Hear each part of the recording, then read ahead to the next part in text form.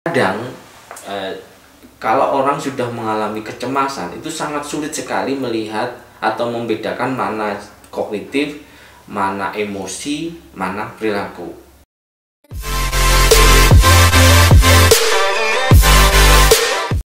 Assalamualaikum warahmatullahi wabarakatuh. Saya Pak Adiatman. Saya dosen Fakultas Psikologi Universitas Muhammadiyah Malang. Nah, masa-masa pandemi saat ini tentunya tidak mudah bagi kita untuk menjalani masa-masa sulit ini. Oleh karena itu, hari ini saya akan sedikit sharing tentang sebuah kajian dalam psikologi yang mungkin di luar sana banyak kondisi ini terjadi pada setiap individu. Apa itu? Ya, saya akan berbicara terkait dengan kecemasan. Nah, kecemasan itu wajar atau normal? Kadang ada yang berpikir, apakah cemas itu, apakah setiap orang itu tidak pernah merasakan cemas gitu ya? Apakah cemas, bagaimana cemas yang mengarah ke gangguan? Bagaimana sebenarnya kecemasan itu? Mungkin akan banyak sekali pertanyaan atau timbul di luar sana, artinya berbagai sudut pandang ya. Tapi hari ini saya kebetulan background saya adalah seorang psikolog dan saya akan mencoba untuk membedah sebenarnya apa sih kecemasan itu. Nah, kalau kita melihat kecemasan, kalau kita melihat dari definisi yang awam, kecemasan adalah sebuah keadaan yang mengeluhkan bahwa sesuatu hal yang buruk itu akan terjadi. Artinya, dan itu secara berulang-ulang, secara terus-menerus menghantui dalam kehidupan kita. Nah, dan intensitasnya juga tinggi. Itulah yang dikatakan kecemasan dalam konsep psikologi. Apa bedanya kecemasan dengan berpikir negatif? Mungkin bagi setiap orang sering berpikir negatif dan itu sesuatu hal yang wajar. Tetapi seberapa seringkah kita berpikir negatif? Seberapa lamakah kita berpikir negatif? Dan bagaimana kita menyikapi berpikir negatif itu? Kalau kecemasan menurut sudut pandang psikologi adalah yaitu sebuah gangguan. Jadi beda sudut pandangnya orang awam berbicara kecemasan dengan sudut pandang orang psikologi untuk melihat kecemasan itu adalah sebuah gangguan. Artinya memang ada gangguan kecemasan, itu ada. Tetapi problem kecemasan itu juga ada. Nah, itu yang perlu dibedakan oleh masyarakat, oleh semua masyarakat umum. Oleh karena itu jangan dipukul rata ketika menjadi, oh saya cemas, oh berarti gangguan. Belum tentu. Karena untuk menuju ke proses gangguan juga tentunya tidak mudah. Terus bagaimana kalau kecemasan itu sudah mengarah ke gangguan? Nah, ini menarik untuk kita bahas. Nah, kita lihat dari ciri-ciri kecemasan yang mungkin ini sudah pada taraf gangguan, bukan hanya sekedar problem. Selain tadi ya intensitas individu tadi dalam menyikapi pemikiran-pemikiran yang irasional, yang negatif tadi. Selain itu, yang pertama, ini saya bagi menjadi dua. Kecemasan itu reaksi-reaksi dalam fisik, dalam tubuh kita itu akan saya bagi dua, yaitu secara fisik dan psikologis. Jadi secara fisik itu tentunya kecemasan itu akan berdampak pada fisik kita. Artinya ya fisik, kita sakit secara fisik ya. Terus mungkin ada reaksi-reaksi tubuh, misalnya jantung jadi berdebar detak cepat, terus ada keringat dingin, wajah memerah, bahkan sampai penyakit perut, mungkin diare, dan seterusnya. Itu berdampak ke kecemasan yang berdampak ke fisik. Yang kedua dari segi psikologis. Dari segi psikologis ini adalah saya bagi menjadi tiga. Dari segi kognitif, emosi, dan perilaku. Nah, kadang kalau orang sudah mengalami kecemasan itu sangat sulit sekali melihat atau membedakan mana kognitif, mana emosi, mana perilaku. Oke, kita bedah satu persatu. Kognitif. Kognitif itu apa? Kognitif itu mulai dari cara berpikir kita, mulai dari pemikiran-pemikiran negatif tadi yang sudah lama akhirnya menjadi sebuah bom waktu, dan itu sangat kuat sekali dalam diri kita, sehingga dalam menjalankan kehidupan sehari-hari kita selalu berpikir negatif terus. Bahkan dari berpikir negatif itu kalau itu secara terus-menerus bisa menjadi sebuah tingkatan yang lebih tinggi lagi, yaitu irrational belief. Irrational belief itu adalah sebuah keyakinan yang salah. Oke, berikutnya adalah emosi. Apa itu emosi?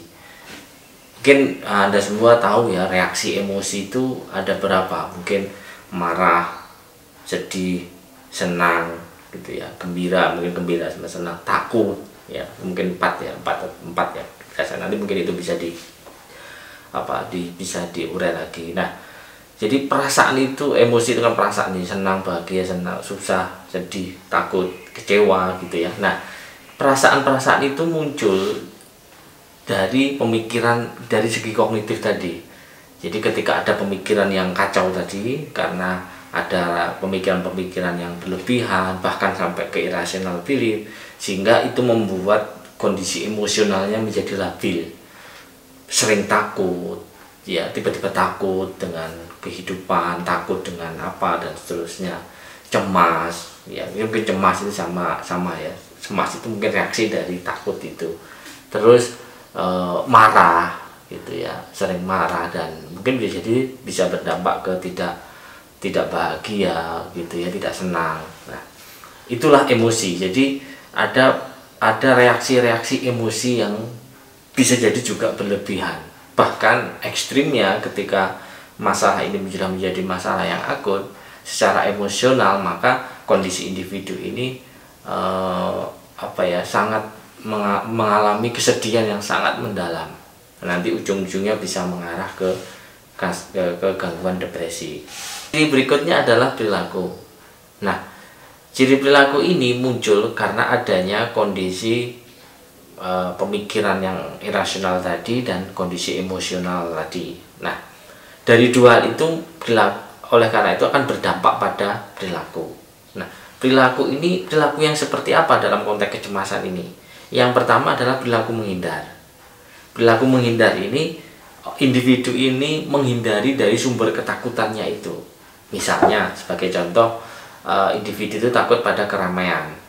Oleh karena itu, individu itu menghindari setiap kehidupannya dalam konteks keramaian. Jadi tidak menyukai keramaian. Bahkan jarang dia nggak mau datang ke tempat-tempat kerumunan banyak orang. Otomatis dia dalam kehidupannya akan sangat terganggu sekali. Itu salah satu contoh perilaku menghindar. Yang berikutnya adalah perilaku melekat atau dependent. Perilaku melekat atau dependent ini sebagai contoh kita ketergantungan pada individu lain. Misalnya ketika mau berpergian, misalnya konteksnya kasus takut di lingkungan sosial tadi ya. Misalnya kalau tidak sama teman nggak berani keluar. Kalau ke kampus misalnya tidak didamping oleh teman yang lain, nggak berani ke kampus. Itu salah satu contoh perilaku dependent. Dan berikutnya adalah perilaku terguncang. Nah, perilaku terguncang ini sudah bisa dikatakan kondisi psikisnya itu sangat terguncang sekali. Ketika sudah perilaku terguncang ini, salah satu ciri yang paling gampang untuk kita lihat adalah si individu ini sudah mulai lost dengan kontak sosial. Artinya dia sudah menyendiri, dia sudah nggak mau berhubungan dengan orang lain, dia sudah nggak mau menjalankan aktivitas pekerjaannya, sudah sampai separah itu ketika kondisi perilaku yang sudah terguncang. Nah, 3 poin itu yang akan menjadi penentu sebenarnya individu ini bisa dikatakan kecemasan dalam kategori normal atau kategori sudah ke arah gangguan mental. Nah, ketika 2 ciri tadi secara fisik dan psikologis tadi sudah sangat hampir semuanya ada dalam diri individu itu, bisa dipastikan individu itu sudah mengarah ke gangguan mental. atau bisa mengarah ke gangguan kecemasan. Nah, tapi tentunya Anda harus konsultasi dengan profesional ya. Dalam hal ini seorang psikolog atau psikiater itu juga bisa membantu dalam proses gangguan kecemasan ini. Nah, berikutnya saya akan mencoba untuk menguraikan bagaimana sih sebenarnya dinamika kecemasan itu. Nah, dinamika kecemasan atau bagaimana sih munculnya sebuah kecemasan itu. Seperti yang saya katakan tadi, ada 3 utama dari segi sudut pandang psikologis ya. Dari sudut pandang psikologis ada 3 poin tadi, mulai dari kognitif, emosi, dan perilaku. Jadi tadi sudah saya uraikan secara detail. Nah, kognitif, munculnya sebuah kognitif yang negatif itu dari mana? Nah, yang bisa kita lihat di bagian ini, yang pertama dari pengalaman individu hidup, pengalaman kehidupan individu. Artinya pengalaman kehidupan individu itu bisa masa lalu, bisa pengalaman yang buruk yang terjadi sudah puluhan tahun yang lalu, atau bahkan pengalaman yang baru saja terjadi. Nah, pengalaman-pengalaman itulah yang salah satunya yang bisa menyebabkan pemikiran kita itu menjadi sebuah irasional atau terguncang. Terus berikutnya, setelah ada learning experience itu ada formasi. Jadi dalam diri individu itu akan meramu, atau dalam individu akan memproses gitu ya, adanya pemikiran atau adanya pengalaman buruk tadi. Bisa mengarah ke 2 hal. Yang pertama bisa ke positif, bisa ke negatif. Kalau yang ke positif, maka individu itu akan menjadi kuat lagi, menjadi lebih tangguh dalam menghadapi masalah. Tetapi kalau kebalikannya bisa mengarah ke negatif, maka individu itu akan mengalami kerentanan psikologis. Nah, itu yang di critical incident ini. Jadi secara konteks individu itu mengalami kerentanan psikologis karena adanya pengalaman-pengalaman buruk yang secara berulang-ulang tadi. Nah, kalau sudah ada kerentanan secara psikologis, maka tinggal menunggu triggernya saja atau event-eventnya saja. Misalnya ada COVID saat ini. Sebenarnya misalnya adanya COVID, individu ini tiba-tiba menjadi drop, menjadi ketakutan yang sangat berlebihan. Sebenarnya bisa jadi sumbernya itu tidak COVID saja, tetapi COVID ini sebagai pencetus. Artinya sebelumnya sudah kondisinya rentan secara individu itu, terus adanya COVID ini tambah menjadi rentan, dan bisa jadi ini menjadi sebuah trigger atau pencetus. Itu yang perlu dipahami. Jadi sebenarnya masalahnya sudah lama, bukan masalah COVID saja atau virus saja, tetapi bisa jadi masalahnya itu karena kerentanan psikologis sebelumnya. Itu yang juga perlu dipahami oleh kondisi semua masyarakat. Sehingga kita harus bisa secara evaluasi, kita harus bisa mengevaluasi diri kita secara mandiri bahwa sebenarnya apa sih yang terjadi pada diri kita. Itu apakah ini hanya sekedar COVID, apakah sebenarnya ini masalah-masalah lama yang muncul karena adanya COVID ini. Itu yang perlu dipahami. Nah, kalau sudah seperti itu, sudah ada rentan, maka pemikiran itu akan muncul, ciri-ciri kecemasan tadi akan muncul, terus perilakunya tadi yang saya jelaskan tadi akan muncul, dan pemikiran rasional pun juga akan muncul. Nah, itulah proses dinamika dari kecemasan itu sendiri. Nah, ini yang penting yang akan saya berikan kepada masyarakat semuanya dalam menghadapi COVID-19 ini. Saya akan sedikit memberikan bagaimana cara mereduksi atau menghadapi kecemasan yang muncul dalam diri kita. Pasti setiap individu akan beraneka ragam kecemasan yang muncul atau gejala-gejala yang muncul pasti akan beraneka ragam, tergantung pada yang tadi sudah saya jelaskan, dinamika sebelumnya yang sudah saya jelaskan tadi. Yang pertama, ketika Anda sudah sering merasakan ketakutan, ciri-ciri yang saya sebutkan tadi, yang harus Anda lakukan adalah mencoba untuk memilah-milah mana itu pemikiran, mana itu emosional Anda, dan mana itu perilaku. Memang ini nggak mudah, tetapi saya yakin Anda bisa melakukannya sendiri. Salah satu contohnya, Anda bisa menuliskan di selembar kertas. Coba ciri-ciri yang muncul itu apa saja, tulis saja semuanya. Nah, nanti dari situ coba dilihat, dipelajari. Ini bagian mana? Ini bagian kognitif, ini bagian emosi, ini bagian perilaku. Nah, kalau sudah seperti itu, oleh karena kita akan tahu, oh, ini yang menyebabkan saya emosional saya ini seperti ini. Ini karena ada pemikiran A, B, C, D. Nah, disitulah yang menjadi proses self terapeutik, bisa saya katakan seperti itu.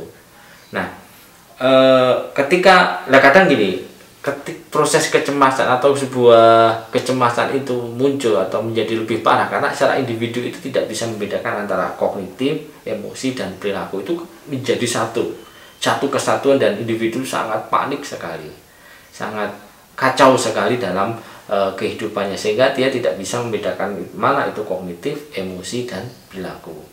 Oleh karena itu, tip dari saya ini secara psikologis yang bisa dilakukan secara individu, coba menuliskan pikiran, ciri-ciri yang muncul, tulis saja setiap ada event, tulis saja terus gitu. Nanti berapa rentan waktu coba dipilah-pilah mana emosi, pikiran, emosi, perilaku, mulai dari pikiran, emosi, perilaku tadi. Yang kedua adalah belajar relaksasi. Mungkin di YouTube, di internet banyak ya teknik-teknik relaksasi. Mengapa relaksasi ini harus kita pelajari?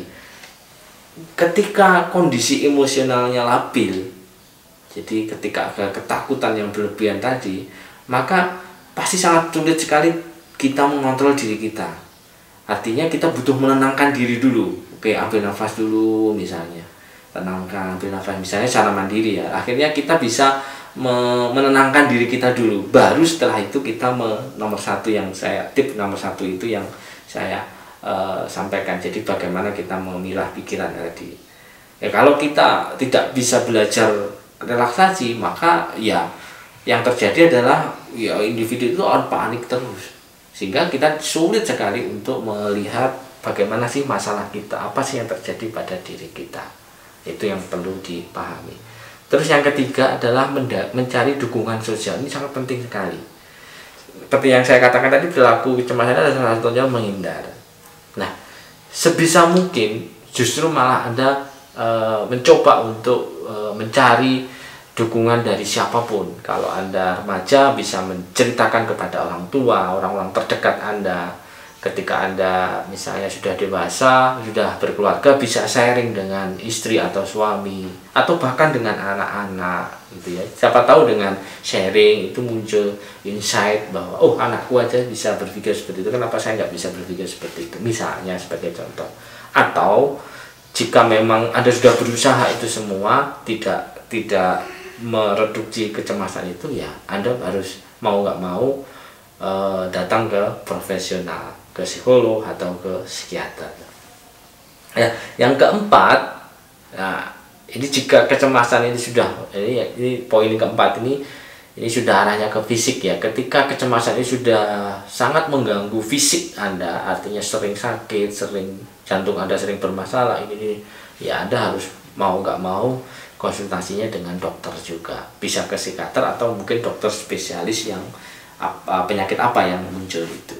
Oke, itu tip dari saya. Nah, kalau tips secara umum yang bisa saya berikan adalah yang pertama, mengurangi informasi berita tentang corona. Jadi karena bisa jadi berita corona itu positif, negatif, simpang siur semua ya. Artinya kalau apalagi Anda bermain sosial media, atau bisa jadi kita tidak bisa membedakan mana itu hoax, mana itu yang benar. Itu kan sangat sulit sekali untuk saat ini karena memang beritanya sangat banyak sekali. Nah, itu yang akan membuat kecemasan Anda menjadi parah. Ketika Anda sudah mengalami ciri-ciri kecemasan itu, sebaiknya hindari dulu. Untuk sementara ini hindari dulu informasi-informasi terkait dengan corona itu. Yang kedua, menyibukkan dengan aktivitas yang menyenangkan.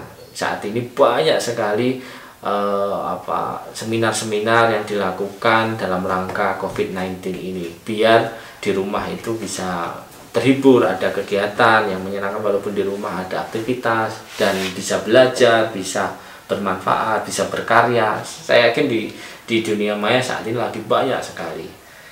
Terus yang berikutnya adalah meningkatkan keterampilan sosial. Ya mungkin saat ini kita nggak bisa kemana-mana ya, kita nggak bisa kumpul nggak bisa, tetapi kita kan masih bisa kumpul secara online, kita bisa kumpul secara keluarga, kita bisa kumpul dengan tetangga walaupun hanya jarak jauh atau gimana lah yang diatur. Social distance harus tetap dilakukan. Nah ini keterampilan sosial ini harus terus diasah, karena memang dukungan sosial itu akan mereduksi kecemasan yang secara efektif juga. Terus tips saya ini yang berikutnya, terus melawan pemikiran negatif yang muncul. Jadi pemikiran negatif itu jangan diikuti, tetapi sebaiknya dilawannya dengan cara ya tadi, misalnya memilah-milah tadi pemikiran, emosi yang sudah saya jelaskan tadi. Oke, itu tips singkat dari saya, semoga bermanfaat. Yang jelas apapun masalah yang terjadi pada diri kita harus yakin dan kita harus bisa menghadapinya, karena keyakinan itulah yang sebenarnya akan membantu kita untuk menyelesaikan masalah itu sendiri.